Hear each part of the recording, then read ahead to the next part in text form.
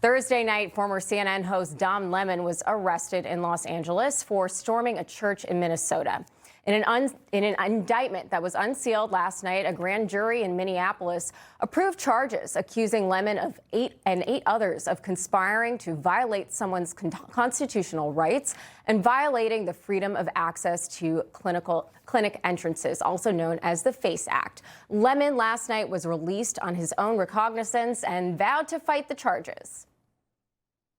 There is no more important time than right now, this very moment, for a free and independent media that shines a light on the truth and holds those in power accountable. Again, I will not stop now. I will not stop ever.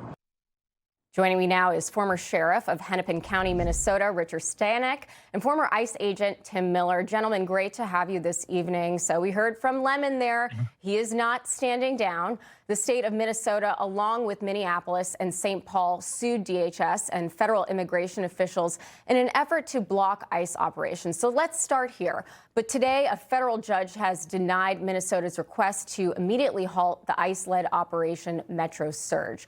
So I'll start with you, Sheriff. Why are the Democrats in Minnesota fighting so hard against ICE to basically protect criminals?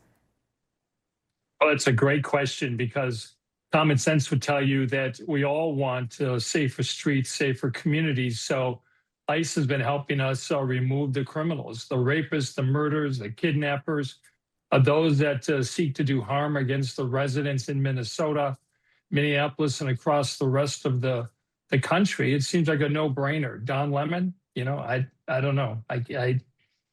He's a mystery.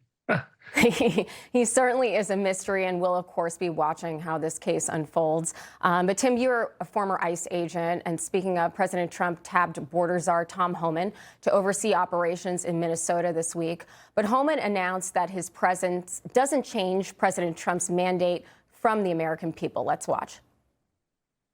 I want to be clear. I don't read a lot of social media. I don't read a lot of media. I don't believe half what I see. We are not surrendering the president's mission in immigration enforcement. If the message we send is you can enter this country legally, it's a crime, don't worry about it. You can have your due process, show up in court, not show up in court, get ordered removed, don't worry about it. Unless you commit a serious crime, you're good to go. If that's the message we send to the world, you're never going to fix this problem. Tim, what do you think about Homan's presence in Minnesota? Are these protests going to be calming down as a result of his presence? And are Democrat leaders of Minnesota potentially going to cooperate? What do you foresee here? Well, first off, if you know Tom Homan, you know he doesn't say anything he doesn't mean. And I think that clarity, that resolve, because let's be clear, these are not protesters. They're anarchists. They have a focused mission. Even the White House came out this week and said appropriately we're looking at the bigger picture. Who's funding this? How is the organization so accurate that they're tracking operations real time?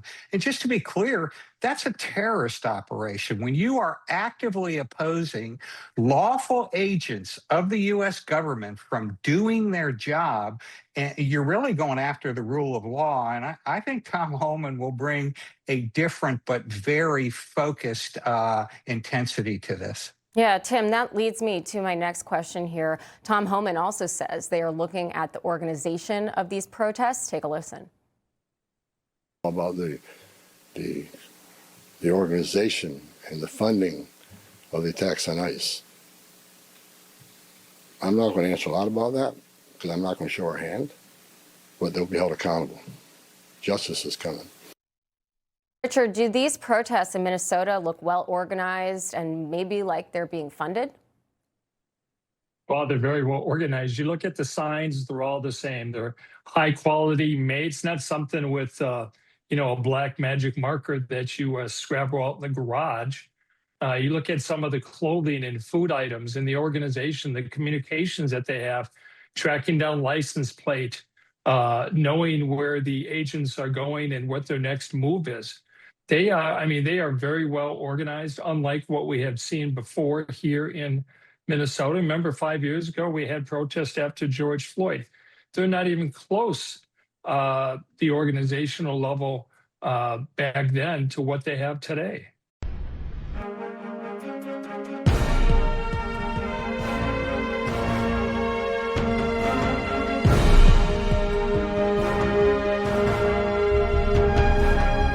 News.